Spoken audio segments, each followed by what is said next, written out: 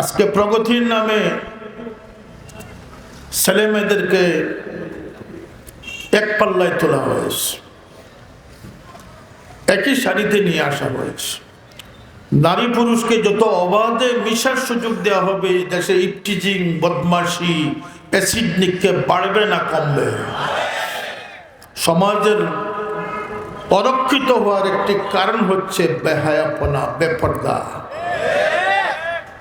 আমাদেরকে কোরআনের পিছনে আসতে হবে, মজলিস করে আমাদের হেদায়েত হবে না।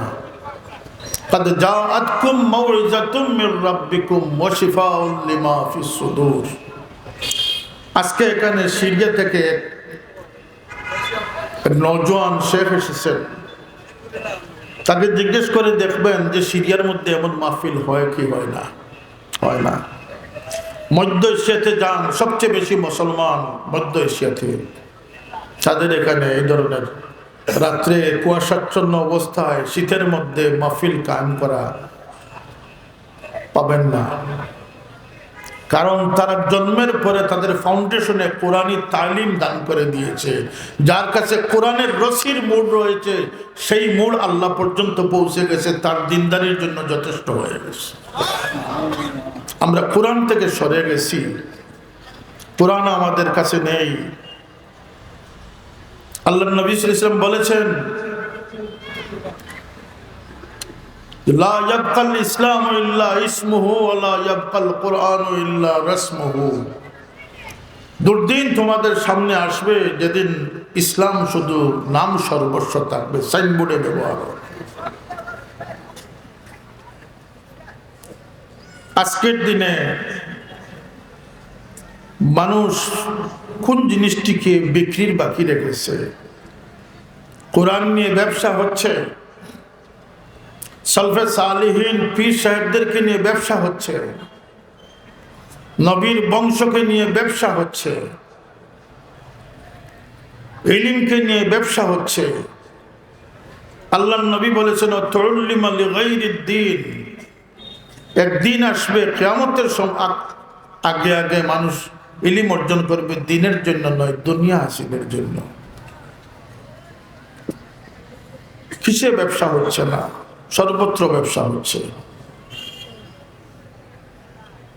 এত মজলিসের কোনো প্রয়োজন ছিল না। আল্লাহর হাবিব সাল্লাল্লাহু আলাইহি ওয়াসাল্লাম বলেছেন, তারাকতু ফীকুম আমরাইন। দুটি জিনিস রেখে যাচ্ছি আমি, একটি হচ্ছে কোরআন, একটি হচ্ছে আমার সুন্নাহ। সাহাবায়ে কেরামকে আল্লাহর নবী সতর্ক করেছেন, কোরআনকে আঁকড়ে ধরো, জেনে দেখো কোরআনের এক মাথা তোমাদের হাতে আল্লাহ দিয়েছেন, অপর প্রান্ত আল্লাহ পাকের হাতে রেখেছে। আমাদের কাছে কোরআন নেই। লা ইয়াবকাল কুরআনু ইল্লা রাসমুহু। কোরআন শুধু রসম রেওয়াজে, বিয়ে শাদিতে গিফট হিসাবে দেয়া হবে, বস্তনি বন্দি করে চাকসায় রাখার জন্য কোরআন থাকবে। কোরআনের কোনো বাস্তব আমল থাকবে না। এই দুর্দিনকে আমাদের সামনে আসে না। মাসাজিদাহুম আমিরাতুন ওয়া হিয়া খারাবুম মিনাল হুদা। মসজিদ ব্যাপক হবে, ভরপুর হবে, সাজগুজ উপস্থিতি পরিপূর্ণ হয়ে যাবে, কিন্তু হেদায়েত অবশিষ্ট থাকবে না। ইয়াস্তামিউনা ফিল মাসাজিদে ওয়া লাইসা ফীহিম মুমিনুন। ইয়াতি আলান নাস জামানুন ইয়াস্তামিউনা ফিল মাসাজিদে ওয়া লাইসা ফীহিম মুমিনুন। আল্লাহর নবী সতর্ক করে দিয়েছেন যে কিয়ামতের আগে আখিরি জামানায় মসজিদগুলো মানুষ ভরপুর হয়ে যাবে, কিন্তু মুমিন খুঁজে পাওয়া যাবে না। নামাজের জন্য সারি সারি মানুষ থাকবে, কিন্তু মুমিন খুঁজে পাওয়া যাবে না। এটা আমাদের জন্য চিন্তার কারণ আছে না নাই? এই সতর্কতার জন্য মাহফিল, সম্বিত ফিরিয়ে আনার জন্য আমাদের মাহফিলের প্রয়োজন। এন্টারটেইনমেন্ট বা বিনোদনের জন্য মাহফিল কায়েম করা হয়, একটি মাহফিলও কাজে আসবে না। মাহফিল কোনটি কাজে আসবে সেটাও আল্লাহর নবী বলে দিয়েছেন। বলেন সুবহানাল্লাহ।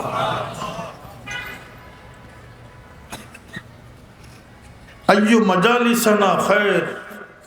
সাহাবায়ে কেরামের প্রশ্ন, আল্লাহর নবী জবাব দিয়েছেন, 3 শর্ত যে মাহফিলে পাবে সেটা তোমাদের জন্য উত্তম হি উত্তম হবে। শুনবেন কোন তিন মাহফিল? মাহফিলের তিনটি শর্ত আল্লাহর নবী দিয়েছেন।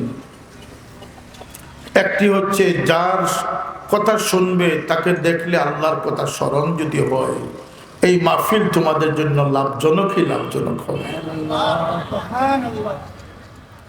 দ্বিতীয়ত আল্লাহ নবী বলেছেন, যার কথা শুনতে গেছো যদি তার কথার মধ্যে তোমাদের ইলমের এজাফা হয়, জ্ঞান বর্ধিত হয়, তাহলে এই মাহফিল তোমাদের জন্য মঙ্গলজনক হবে। 3 নম্বর আল্লাহ নবী বলেছেন, যার কথা শুনতে গেছো তার আমল যদি তোমাকে আখিরাত স্মরণ করে দেয়, তাহলে সেই মাহফিল তোমার জন্য লাভজনক হবে। আল্লাহ এই ধরনের মজলিস, এই ধরনের শায়েখ বুজুর্গ আমাদেরকে নসিব করে দাও। আমরা তো মদনায় পৌঁছে গেছি তামসা আনন্দ করার জন্য, কমেডিয়ানদের কমেডি শোনার জন্য মাহফিলে যাই। কথা সত্য না সত্য না ভাই? জ্ঞান ডিগ্রি এক জিনিস, আর হেদায়েত অন্য জিনিস।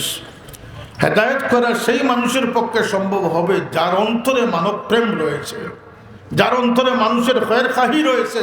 তার অল্প কথার মধ্যে, জামিউল কালামের মধ্যে মানুষের হেদায়েত বহুগুণ বেশি লাভ হবে। কথা বুঝতে পারছি? হেদায়েত ভিন্ন জিনিস। রাতব্যাপী আলোচনা করার,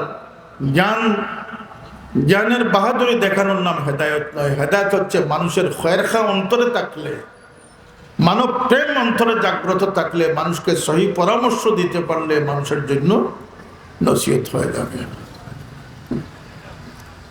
আমরা যে সমাজ আমাদের ডাকতেছে, আমাদের যে ইলিম দ্বারা আল্লাহ আমাদেরকে শরফ হাসিল করিয়েছেন, সেই ইলিমের পদ্ধতিও পরিবর্তন হচ্ছে। আমরা অত্যন্ত দুঃখ ভারাক্রান্ত হৃদয়ে বলতে হয় যে এদেশের মসজিদ, এদেশের মুসল্লিদের সংখ্যা বাড়তেছে না কমতেছে? একটু আওয়াজ দিয়ে বলেন, বাড়তেছে না কমতেছে?